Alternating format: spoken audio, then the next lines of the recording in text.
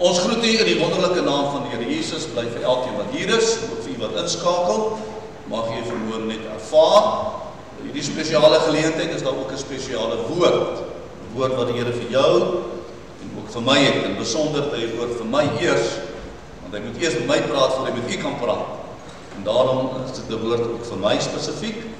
En mag sy woord vermoere wat die onverganklike saad is, ook vermoere julle siele in Christus bewaar en julle lei en help tot geestelike groei. 'n vermoere se woord is as jy op water wil loop, klim uit die boot. As jy op water wil loop, klim uit die boot. Ek het 'n boek van John Ortberg, baie jare gelede gekoop, seker so 10, 15 jaar gelede, en hom nooit gelees. Het gebeur mos nou baie. As jy 'n boek koop met die idee, ek wil hom graag lees, jy lees hom nie. Toe op 'n stadium, so 'n paar jaar later, toe begin ek so 'n bietjie deur op blaai en ek kry 'n paar wonderlike gedagtes. En toe ek nou uiteindelik besluit, dis nou tyd vir ons om 'n nuwe seisoen in te stap. Het die Heilige Gees duidelik met my gepraat dat ek hierdie tema moet kies vanmôre. So reeds hier in Augustus maand het ek geweet ek gaan hierdie preek vanmôre preek. Natuurlik met tyd kom daar baie gedagtes by en mense skryf dit maar neer en vanmôre gaan ek preek soos wat Paulus gepreek het. Weet nie hoe laat hy begin het nie, maar die Bybel sê in Handelinge hy het gepreek tot middernag en toe daar iemand uit die venster uitgeval en hy is dood en hy moes hom opwek. Nou ja, hoop iemand sit vanmôre in die venster. Nee, ek gaan nie so lank preek nie. Hopelik nie. Ek sê altyd dit maar last famous words. Nou ja, dis my last famous words. Dis my last famous words. Ek gaan nie so lank preek nie. As jy op die water wil loop, klim uit die boot. Nou John Ortberg sê dieselfde geloof en verlange wat Petrus in sy hart gehad het, behoort by elke mens, elke gelowige aanwesig te wees. 'n begeerte om in die bonatuurlike sfeer in te beweeg. Meer as dit om naby Jesus te leef. Want dis uiteindelik wat gebeur toe hy in die boot uitklim, toe loop hy op die water op die bonatuurlike 'n wonderwerk vind plaas, maar dit vind plaas terwyl hy sy oë op Jesus gefestig hou en na Jesus toe stap, nadat Jesus hom gesê het, kom. So daar's 'n uitnodiging van Jesus se kant af en jy moet daarop reageer. Jy besluit, gaan ek in die boot bly sit of gaan ek uitklim in gehoorsaamheid en in geloof, my oë op Jesus sit en dan hierdie pad te stap. Hy skryf dit is 'n skrikwekkende ervaring. Dis ook ongelooflik opwindend. Dis alles wat jy sal verwag van iemand wat die Here Jesus genoem word, wat jou nooi. Nou, daar's uitdagings in die lewe en elke uitdaging het 'n geleentheid om iets bonatuurliks soms te beleef. Maar die uitnodiging gaan hoofsaaklik oor die feit dat jy na die stem van die Here Jesus moet luister en in gehoorsaamheid en in geloof daarop reageer. Nou lees ek in Matteus 14 vanaf die 22ste tot die, ons maak dit maar tot en met die 33ste vers. Jesus het dadelik sy disippels gedwing om in die skuit te gaan en voor hom uit te vaar na die oorkant terwyl hy die skare wegstuur. Dit het gebeur net na die vernedering van die 5000 plus manne wat gevoed was met die 5 broodjies en die 2 visse. Jy ken die storie. Nou, na daai insident het Jesus sy disippels gedwing. Die Griek sê hy het hulle geïnspireer en gedryf. En eintlik word jy baie keer gedwing in 'n bepaalde rigting, in 'n bepaalde posisie, en jy weet nie hoekom en waarom nie, maar hierdie dwang van Christus, hierdie dwang van die Gees, is eintlik om iets besonders in jou en my lewe soms te doen. Ons mis dit. Maar hy het hulle gedwing, hy die skare weggestuur, en nadat die skare weggestuur het, klim hy op die berg om in die eensaamheid te bid. Dis nou Jesus self, en toe dit aand geword het, was hy daar alleen. nodig om tyd alleen met God te spandeer, en dit is noodsaaklik om daai tye te skep. En die skip was al in die middel van die see getuister deur die golwe, want die wind was teen hulle. Maar in die 4de nagwaak, dus so 3 uur tot 6 uur in die oggendure, in die 4de nagwaak het Jesus na hulle gekom, al wandelende op die see. En toe die disippels hom op die see sien loop, word hulle ontsteld en sê, dit is 'n spook. En hulle het geskreeu van vrees. Maar Jesus, nou weet ek nie, daar iemand is wat spooke al gesien het nie. Nou, ek glo nie in spooke nie, ek glo in geeste. Partykeer is daar onrustige geeste, demoniese geeste. Maar wanneer 'n mens met dit gekonfronteer word, dan dink ek, sal jy redelik gevul wees met vrees. Jesus het dadelik met hulle gespreek en gesê, hou goeie moed, be courageous, sê die Engels vertaal. Hou goeie moed. Dit is ek, moenie vrees nie. Marcelo het so 3-4 weke terug vir my gevra, is dit regtig so dat daar meer oor hierdie gedagte in die Bybel geskryf word 365 keer, in hierdie boek van Otlof sê nie 366 keer, want daar is ook een dag vir die skrikkeljaar. 366 keer word daar verwys, moenie vrees. En Petrus antwoord hom en sê, Here, as dit U is, dis 'n sleutel, as dit U is, beveel my om op die water na U te kom. Hy het nie gesê as ek eers kom klim in die boot nie, hy het gesê as ek eers beveel my dat ek op hierdie water na U toe sal. Ek verwag 'n bonatuurlike ingryping. Dis wat hy eintlik sê. Iets skrikwekkend, maar steeds ook opwindend. En hy sê kom. Petrus klim toe van die skuit af en loop op die water om na Jesus te gaan. Maar toe hy die sterk wind sien, het hy bang geword. En toe hy begin sink, roep hy uit en sê, Here, red my. Nou ons lees baie keer, toe hy die winde sien en die golwe, het hy gesink. Hy het sy oog van Jesus afgehaal, dis waar. Maar ons mis die hele punt eintlik hoekom hy gesink het. Hy het bang geword. Hy het nie gesink omdat hy die golwe en die wind so aangesien het, hy was bewus daarvan, was reeds in die vroeë oggendure en die wind was reeds teen hulle, hy was reeds bewus van die omstandighede, maar hy toegelaat dat die omstandighede vrees inboesem. En die vrees was die oorsaak dat hy begin sink het. Maar genadiglik weet hy wie sy redder is. En enige oomblik wanneer jy en ek voel ons sink, wanneer die omstandighede ons eintlik intimideer, moet ons roep, Here red my, en die Here het dadelik sy hand uitgesteek om gegryp en vir hom gesê, klein gelowige, waarom het jy getwyfel? Daar klim hulle in die skuit en die wind het gaan lê.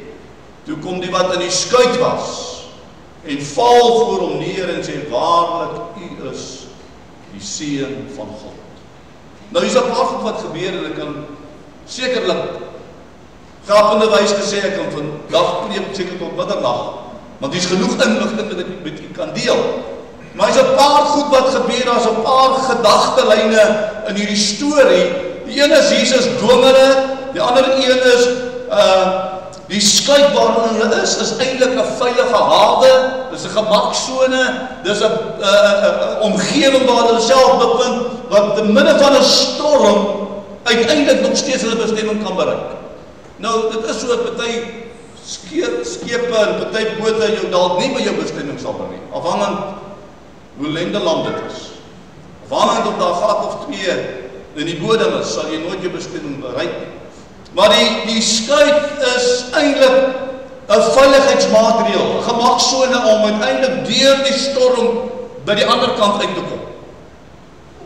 Hulle word beveel om oor te val na die ander kant, dis die ander storielyn, daar's 'n bepaalde bestemming, plek om te gaan, elkeen van ons is op ons bootjie, ons is op pad na 'n bestemming toe.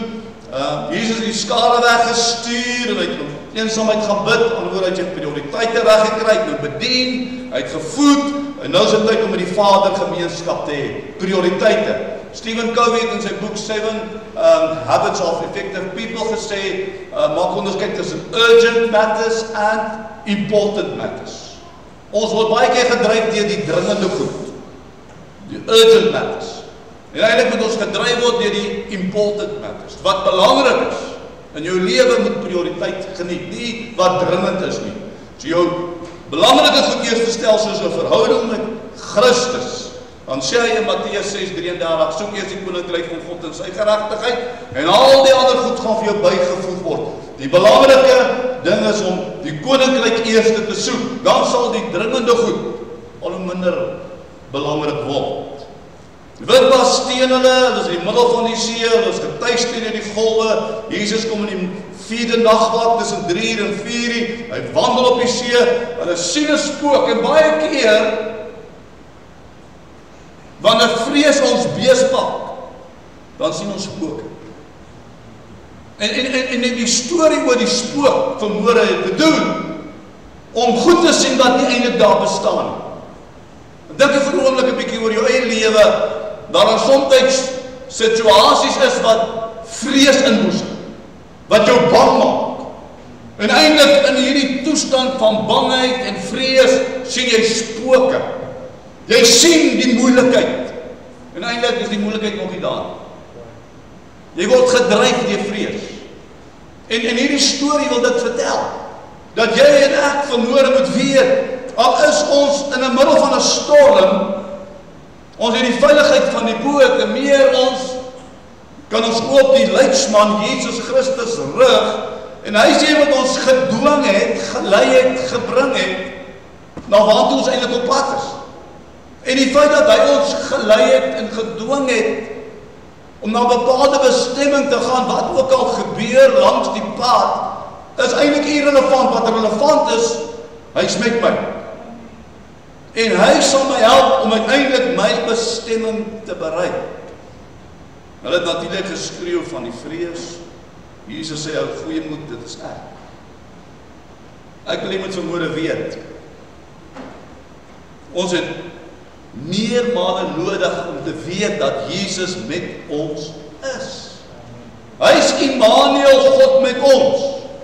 Baie maal beleef ons God is ver. Maar dit is omdat ons verhouding met hom nie reg is nie. Die Bybel sê die son het 'n skeidsmuur geword tussen jou en God. Sê in Romeine 3 vers 23, die sonde ontbreek ons die heerlikheid van God. Aan die ander woorde, daar is 'n koneksieprobleem. Maar wanneer my verhouding met God reg is, selfs te midde van 'n storm, hoef ek nie te vrees nie, want ek weet hy is met my. Nou, John Ortberg sê in sy boek, we too have the opportunity to walk with Jesus in places we wouldn't dream of going on our own. Dit weer eens. We too have the opportunity to walk with Jesus in places we wouldn't have dreamed of going on our own. En dan sê hy, we must choose. We will sit in the boat, or we will leave the security and the comfort of the boat and give God the opportunity to use us in an extraordinary way. Jy en ek het altyd 'n keuse. Gaan ons in die boot bly, of gaan ons op grond van sy woord waar hy sê, kom, sy uitnodiging vir jou sê, dien my, gaan ons dit doen, of gaan ons dink ons sit maar net in die boot, want dit is veiliger. Dis veiliger, want wanneer ek op die water begin loop, wanneer ek Christus begin dien, dan wys mense vingers na my en sê, jy is skynheilig en jy is dit en jy is dat, en ek word bedreig deur die vyand wat my moedeloos wil maak. Nou wil ek vir u dit sê, vanaf Februarie hierdie jaar, het ek en Arien al gesprekke gevoer. En ek het die gesprek met die beheerliggaam, die bestuursraad, die kerkraad gehad. Eerste vergadering in Februarie. En 'n sekere scenario geskets. en gesê, daar is 'n moontlikheid dat ons dalk op vervroegde pensioen moet gaan. Nou, daar was baie onsekerheid by onsself, by Irene, en ek dink van die kerk het dalk ook onsekerheid geheers, en hulle dalk gewonder, die scenario wat ek skets, is iets wat daar ver lê. En ons het vinnig agterkom, dit is vinniger nader. Ewe skielik is ons in die storm, in die oopte van die see, en ons het Christus in ons lewe nodig, almal van ons wat in die boot is, en ons wat dalk op die water wil loop. Nou ek en Irene besluit, ons gaan uit die boot klim en op die water loop. En ons doen hierdie besluit, nie uit paniek nie, nie uit vrees en onsekerheid nie, maar ons doen hierdie besluit omdat ons in ons gees en ons hart oortuig is, dis die regte ding om nou vir ons en vir die gemeente te doen. Ons doen dit omdat ons oortuig is, Jesus het vir ons gesê, kom, waag het so bietjie, om jou voet oor die boot se rand te sit, en te loop op die water. Ons moet weet, om op water te loop mag dalk skerry wees, vrees aanjaend. En die enigste rede waarom dit vrees aanjaend kan wees, is wanneer ons oog van Jesus afhaal. Dis 'n sleutel. Die enigste rede wanneer jy op water loop en bang is om op water te loop, of bang is om uit die boot te klim, is wanneer jy oog van Jesus afhaal. Toe hy uit die boot uitklim, sy oog op Jesus gefestig hou, hy het gereageer op die stem van die Here. En nou meer hy op dit gefokus het, hy een tree na die volgende tree gegee. Ons weet nie hoeveel tree hy geloop het nie. Maar ons weet, toe hy kyk na die storm, en hy kyk na die golwe en die wind, en hy sy oog in die proses van Jesus afhaal, toe word sy hart gevul met vrees. En toe sy hart gevul is met vrees, toe sink hy. En jy en ek moet vanmôre weet, ons almal moet een of ander stadium uit die boot klim, om een of ander besondere uitdaging te trotseer. En wanneer ons uit die boot uitklim, dan moet ons dit doen met die sekerheid in ons hart, God het met my gepraat. Hy het vir my gesê, bedank, ek gaan hom doen 'n nuwe werk. Hy het vir my gesê, gaan koop 'n nuwe kar. Hy het vir my gesê, dit of dat. Jy moet die oortuiging in jou hart hê dat jy sy stem gehoor het. En as jy sy stem gehoor het, dan moet jy uitklim. Nou baie van ons wil nie uit die boot uitklim. Nee, daar's 'n rede. Ek sien hoofsaaklik 2 redes, nie jou tyd om uit die boot uit te klim.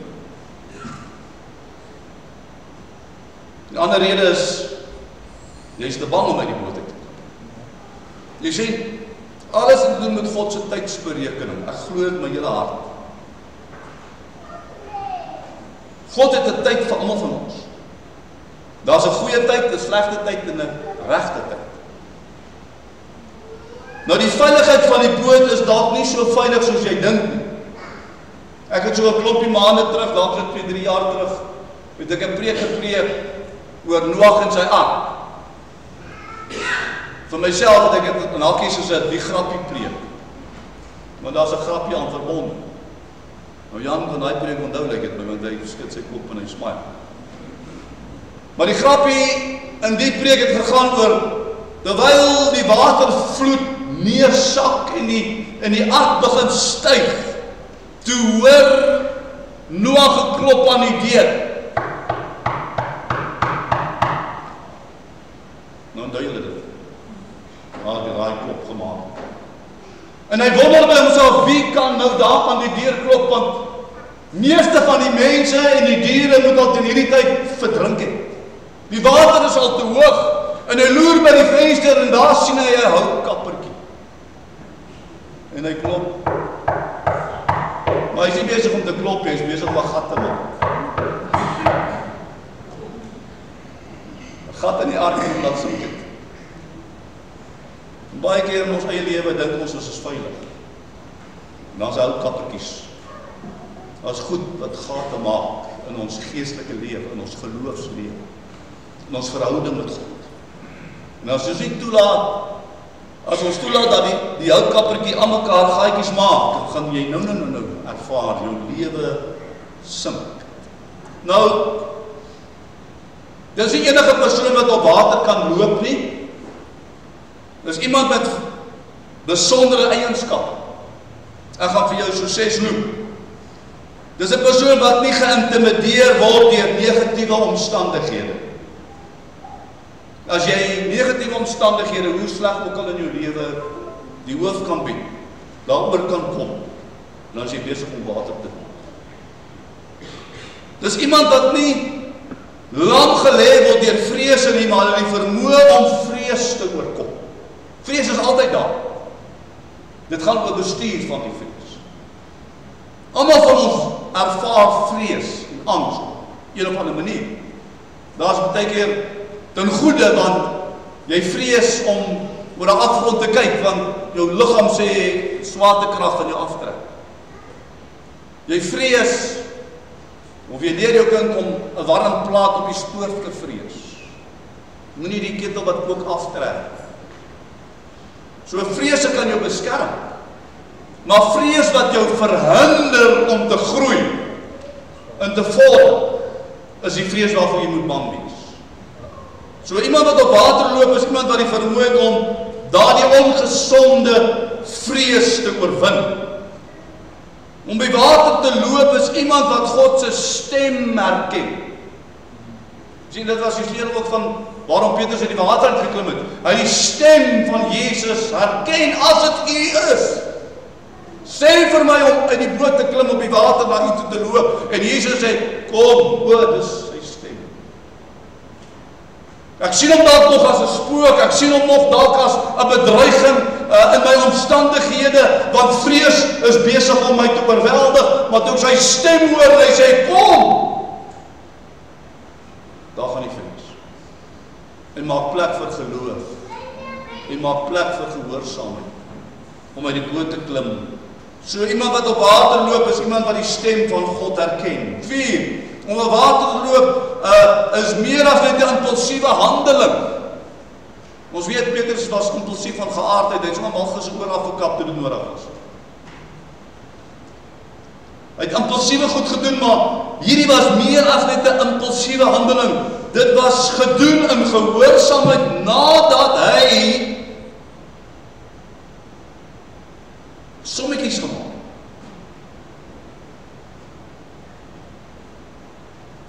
Hy het glad nie impulsief besluit om uit die boot te klim nie en op die water te loop nie. Hy het eers gevra, is dit eers?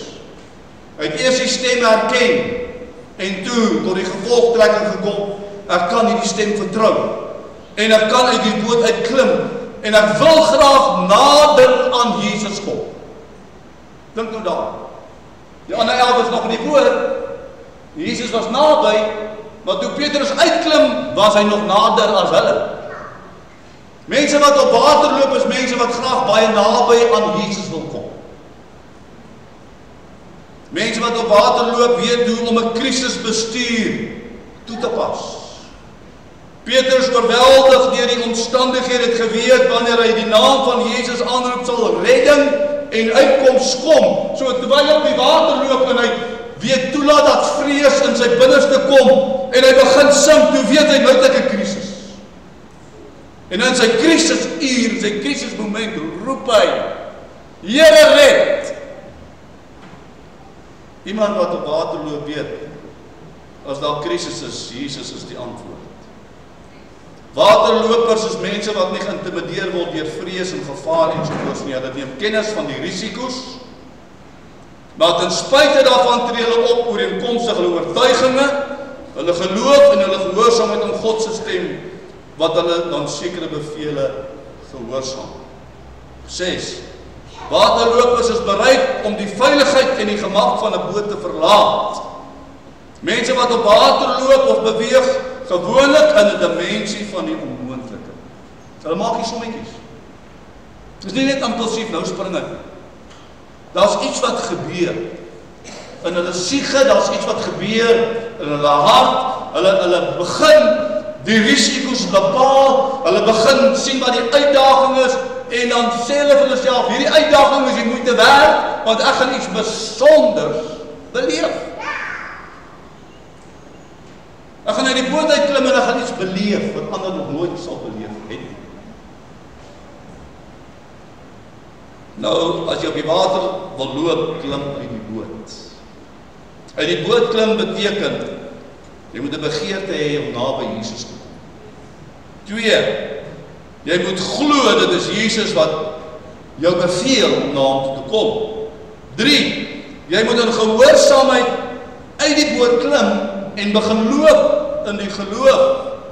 4, jy neem 'n berekende stap. Jy spring nie net. Jy maak jou sommetjies. Nou ek en Arie toe ons uiteindelik die besluit neem in Augustus. Ons al Februarie begin gesels en nou opsies begin kyk en ons het ons sommetjies gemaak. Nou ons weet ons sommetjies gaan nou nie heeltemal uitwerk soos ons wil hê moet uitwerk nie. Want daar's nie genoeg geld voorsiening gemaak nie, maar ons weet wie die bron is. Daai sommetjie het ons gemaak. Daai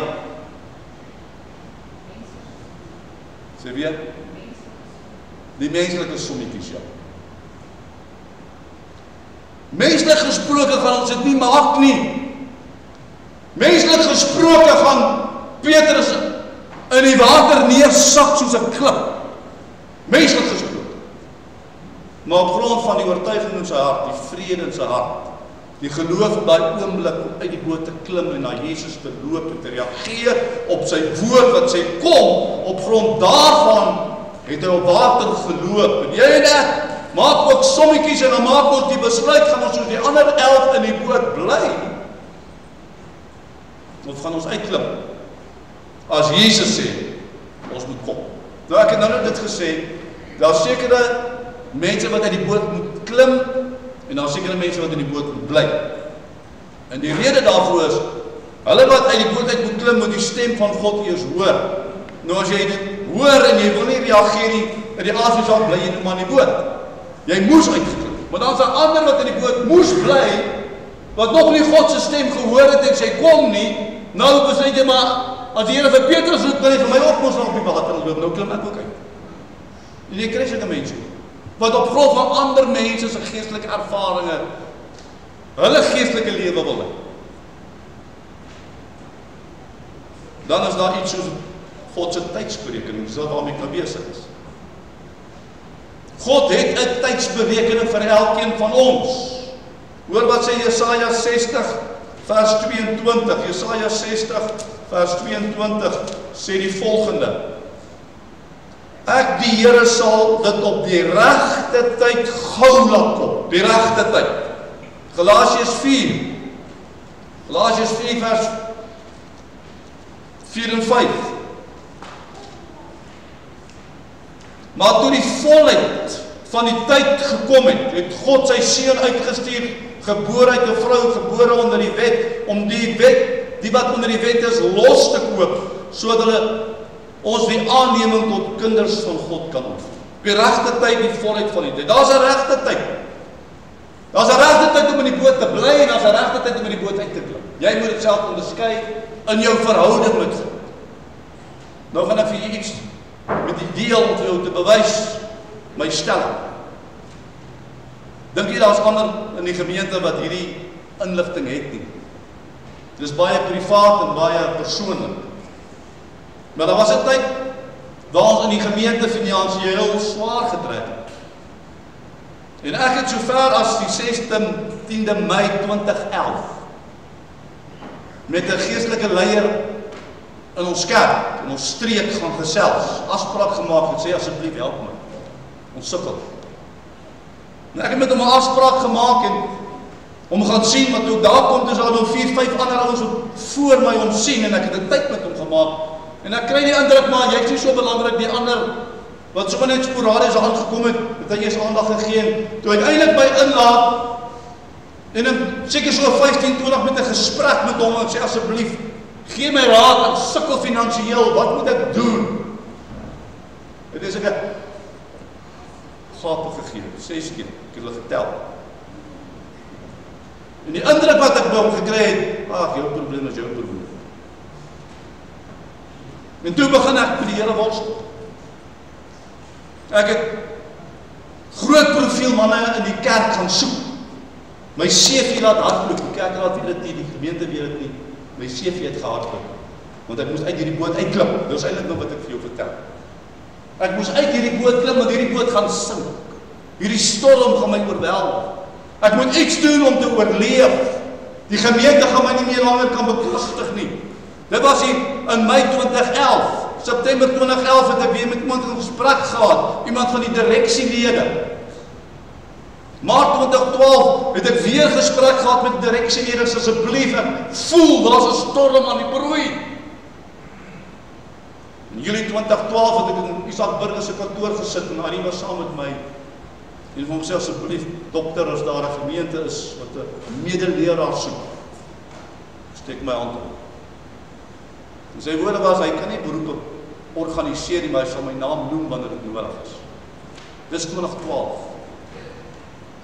Ek het gesprekke gehad met Prof. Marius Nel, ek het gesprekke gehad met verskeie gemeenteleiers in PE, ek het gesprekke gehad met die volle evangelie kerk.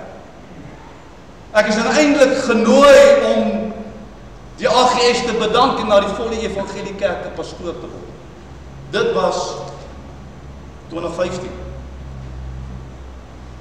Gemeente weet dit nie.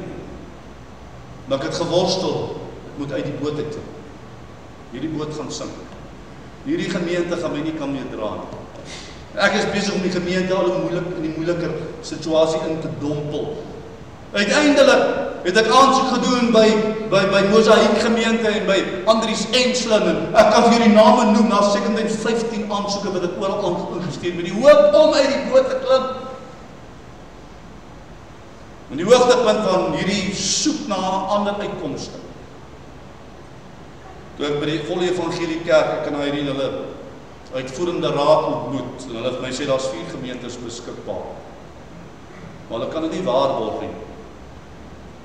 En my naam kan alleen genoem word wanneer ek die AGS kerk bedank. Toe moes ek 'n keuse maak. Moet ek nou regtig my voet op die water sit? En beide van ons het ervaar, dis nie die regte ding om te doen. Tussentyd is ek amptelik gefire. Mei 26ste 2015. Ek is gevra deur die kerk, nie die gemeente nie, maar die direksie, dat ek my laaste dag van in diensneming 31 Desember 2015 sal wees. Nou hulle het nie geweet ek al kan met 'n proses begin nie, maar in hierdie tyd het hulle vir my eintlik gesê jy moet klaarmaak met die gemeente 31 Desember is jou laaste dag. As jy nie 'n ander heenkome gevind het nie, is jy sonder werk. Dis wat hulle my gesê. Nou God dank, die kerk het my geondersteun. Hulle het vir my beklei. En vir my, die mense wat die bedankingsbrief, ek het op papier, bedankingsbrief gegee het gesê, dis nie die pastoor se skuld dat finansiëel swaar gaan. Die dorp gaan deur 'n moeilike tyd. En hulle moes hulle brief herroep en verskoning vra dat my gefire het. Dit was 2015, 10 November 2015. Nou sê ek vir jou, dis 9 jaar later. En nou is ek klaar met die storie, want Irene hou nie van oor die goed praat, maar ek praat oor die goed. Want ek wil jy moet weet, daar's 'n tyd om uit die boot uit te klim. En daar's 'n tyd om in die boot te sit. Dis die punt wat ek wil maak.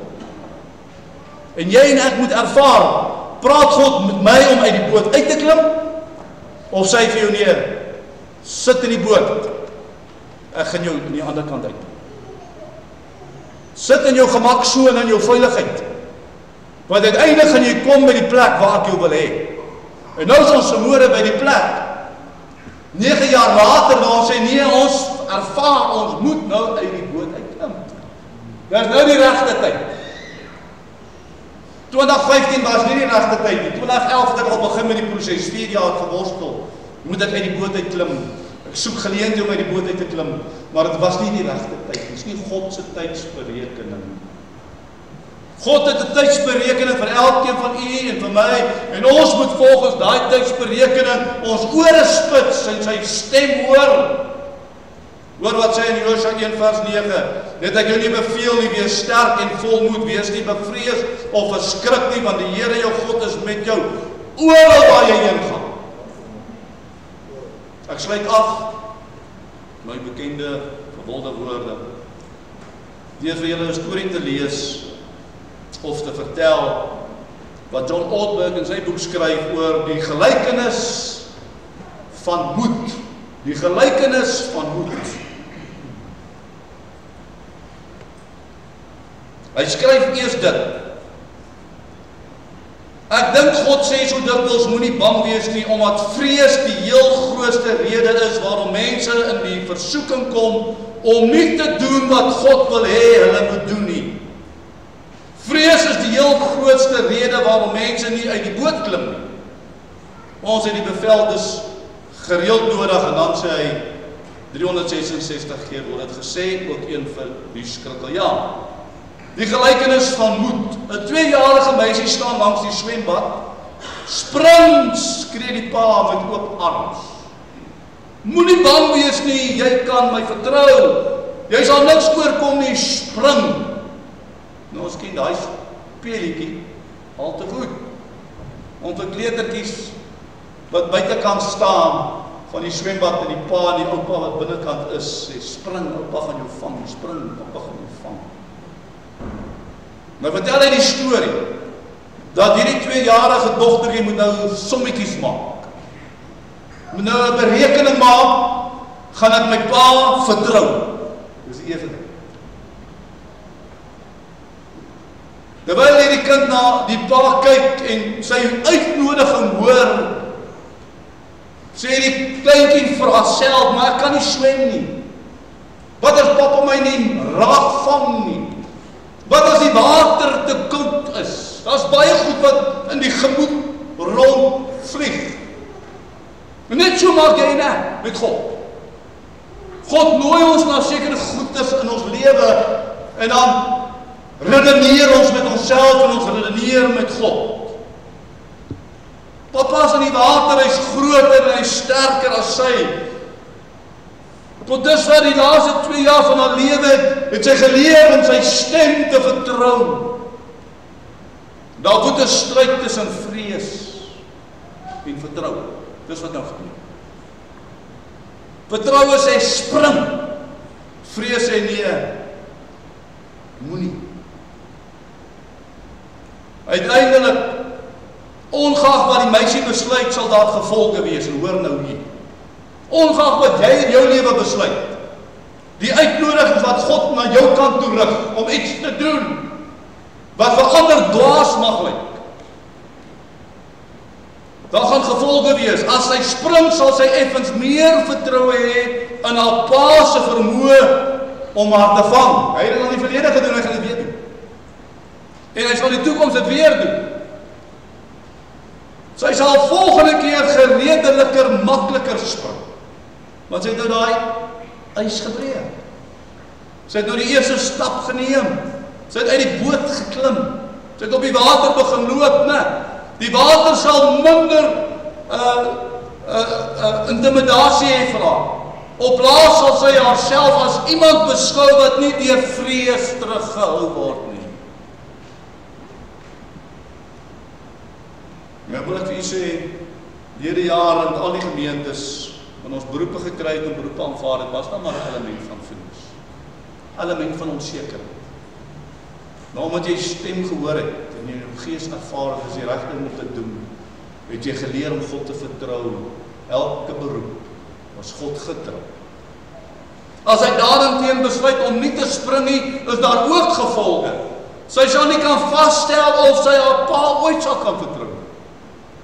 Wanneer God vir jou opdrag te gee en jy doen dit nie, sal jy nooit weet of jy God ooit kan vertrou.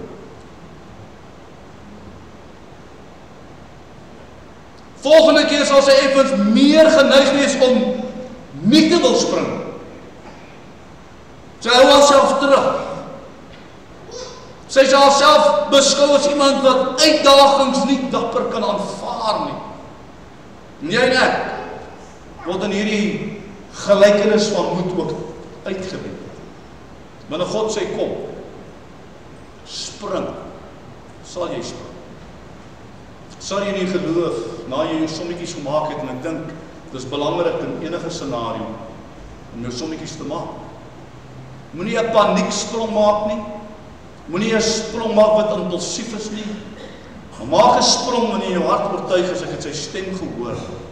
Ek is bewus dat hy daar is vir my. Ek weet, hy sal my help om op hierdie water te loop. Nou, wanneer die tyd reg is en die geleentheid reg is om uit die boot uit te klim, het ek hierdie punt gemaak. Dit bring 'n gevoel van opgewondenheid. Om uit te sien na die vooruitsig.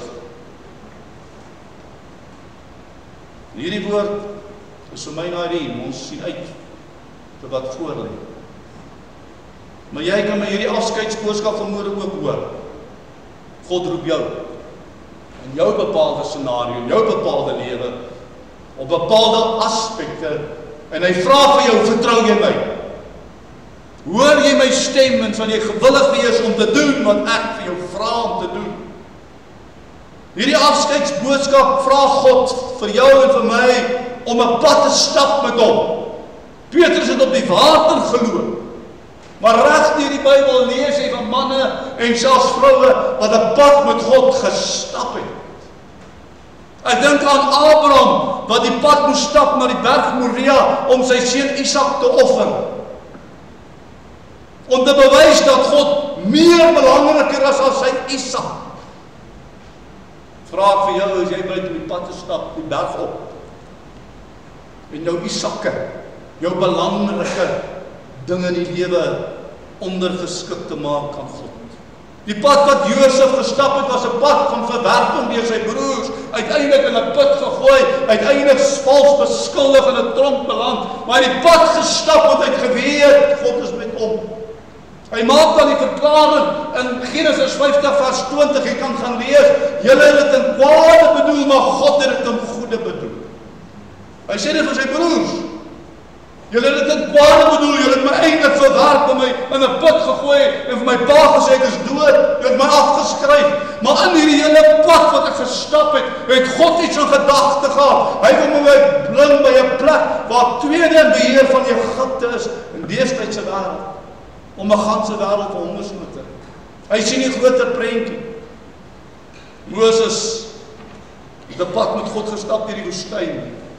Josua het 'n pad gestap rondom die mure van Jerigo in 'n versterkte stad ingeneem en die reëse verslaan in die beloofde land as eiendom gemaak. Die Emmausgangers op die pad na Emmaus geloop, die Here Jesus in 'n pad gekruis, maar hulle was so bekommerd oor hulle daaglikse gebeure. Hulle was ontsteld, sê die Bybel, oor wat gebeur het. Jesus is gekruisig, hulle weet nie nou meer waar toe nie. Terwyl Jesus op pad kruis is hulle oë gesluier. En Jesus breek die brood, ewige woord. Hy verduidelik vir hulle hoe hy moes ly deur al die geskrifte, veral uit Jesaja. Uiteindelik nooi hom in by die huis en hy sit aan tafel en hy breek die brood waarmee hulle sou geëet het en hulle oë gaan oop en hulle sê, was ons harte nie brandende in ons toe hy met ons gepraat het, terwyl ons op die pad was? Jou hart moet brandend wees vir God se stem. Jy moet in jou hart ervaar, as die Here my roep, moet ek reageer. Maak nie saak op watter terrein van jou lewe nie, en hy roep elkeen ten minste om te volg, om te dien. Slotwoorde, en hierna gaan Neil vir ons 'n lied speel op 'n videoklip wat ek graag in ons midde wil los. John Ortberg sê in sy boek, if you want to walk on water, you've got to get out of a boat. Water walking is a picture of doing with God's help what we could never do on our own. Dis wat dit sê. Met God se genade gaan ons pensioenseisoen in. Op ons eie gaan ons dit nie doen. Sal dwaas wees as ons dink ons kan dit doen. Water walking is a picture of doing with God's help what we could never do on our own. Hy sê ook verder voort, we too have the opportunity to walk with Jesus in places we wouldn't dream of going on our own. We must choose, will we sit in a boat or will we leave and experience the miraculous? Die lied wat ek nou gaan speel is Michael Crawford wat sing I'll walk with God from this day on. Nou dis 'n lied wat ek in my hart gehad het nog voor my roeping. Die bevestiging van my roeping 40 jaar gelede. Die Here gesê ek sal die pad loop, waar hy lei volg ek gewillig. En ek wil hê jy moet hierdie lied vanmôre na luister. En daarmee verklaar ek en Irene, we'll walk with God, wherever He leads us. Ons het altyd gesê en ons sê dit weer, mag jy vanmôre ook ervaar, God lei jou en jy volg waar hy lei. Baie dankie.